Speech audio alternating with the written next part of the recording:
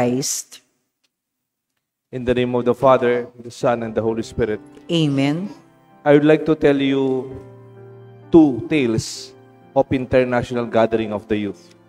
This happened in 2022. Almost a few weeks or a few months, right, in between. May dalawa pong gathering ng international youth. One in Lisbon,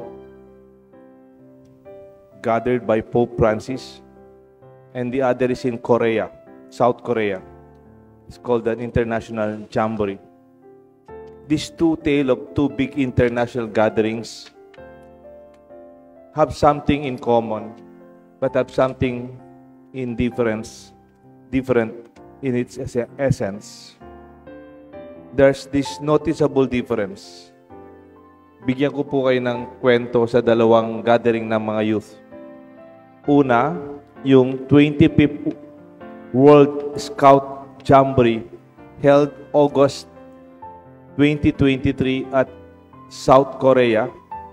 Of course, hosted by Korea South Scout Association with their dream, Draw Your Dreams, with the theme.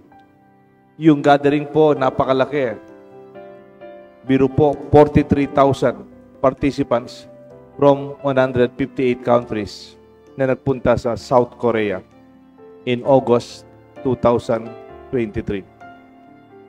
However, in almost the same month, August 2023, there is this parallel gathering of World Youth Day. Ito naman yung mga Katoliko na kabataan gathered by Pope Francis in Lisbon, Portugal. Alam niyo po ilan sila? 1.5 million. Yun sa Korea, yung South Korea gathering ng Jamboree, 25th International Scout Jamboree, 48,000. Dito naman po sa Portugal, yung gathering ng mga Catholic youth, 1.5 million. Ang laki ng difference na eh. But see, there's a different difference than this number. The Pope sent the young on their way to assure them Jesus knows and loves them and has a plan for them in their lives. Parang mayroon silang misyon, sabi ni Pope Francis sa mga 1.5 million. On the other hand, feedback from the media in South Korea is different. Sabi po ng mga dyaryo sa South Korea, during that August 2023, the worst nightmare South Korea mules disastrous South Scout Jamboree of Youth faced with heat wave, flooded tents, sewage spills, and an expensive evacuation, but concerns were raised before the event even began. Galing po ito sa dyaryo ng South Korea. Yung daw gathering, it's the worst event. Maraming nagutom, napakamahal ng gastusin ng gathering ng youth. Yung mga kanal parang nagkaroon ng flooding because of the many youth that gathered. According to the news, there was a sanitation problem, long lines for showers, resources are mismanaged, and little natural shade during the prolonged heat wave.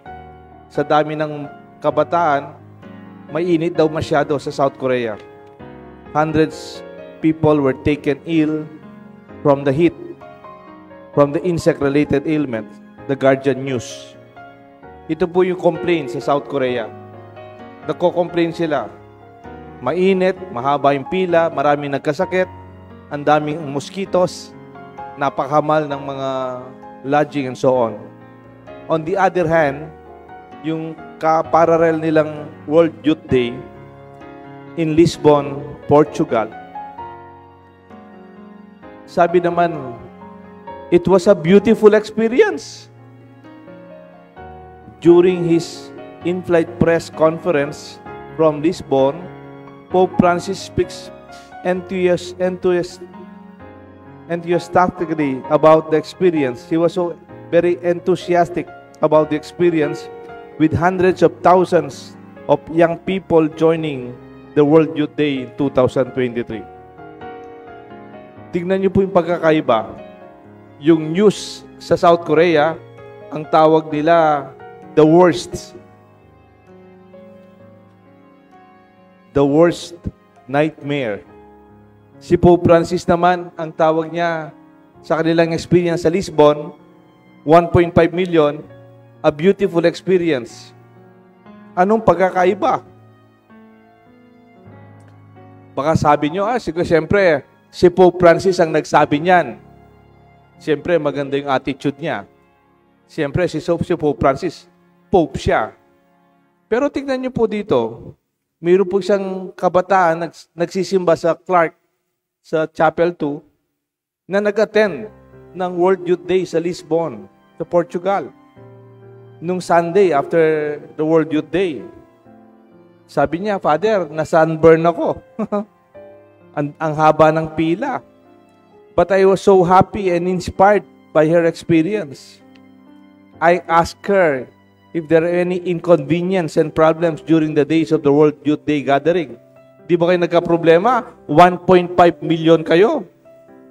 Sabi niya, yes, but we enjoyed helping one another, supporting each other, singing while we are in the lines, and cheering those who are ill and those who walk along the way.